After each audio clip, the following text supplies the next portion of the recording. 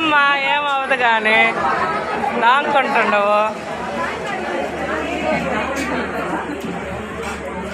చెన్నమ్మ పోయిన సంవత్సరం ఎవరో ఒక ముసలామని నీ పక్కనే ఫోటో దిగాలన్నది కదా.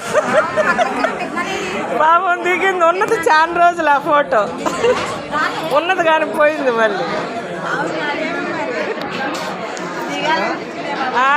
నువ్వన్న పని లేదు, మా అమ్మ వచ్చినట్టుంది ఫోటో దిగడానికి. హాయ్.